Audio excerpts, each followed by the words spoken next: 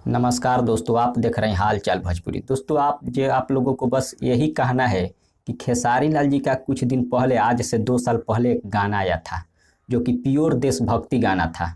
गाने का बोल था तिरंगे के सामान में।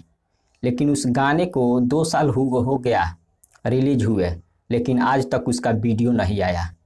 मैं यही चाहता हूं कि उसका वीडियो आए और 26 जनवरी के मौके पर रिलीज किया जाए।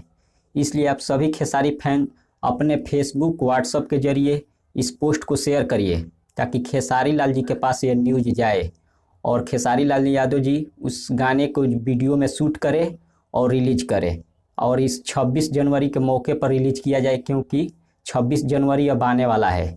इसलिए उस 26 जनवरी के मौके पर उस गाने का वीडियो रिलीज किया जाए, क्योंकि देशभक्ति गाना है तिरंगे के सामान में।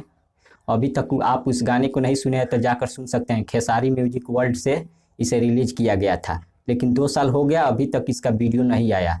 इसलिए आप सभी खेसारी फैन से बस यही रिक्वेस्ट है कि इस वीडियो को ज़्यादा से ज़्यादा शेयर करें, ताकि खेसारी लाल जी के पास ये वीडियो पहुँचे और खेसारी लाल यादव जी उस गाने पर ध्यान दें और वीडियो बनाकर आप सभी खेसारी फैन के बीच लाएं।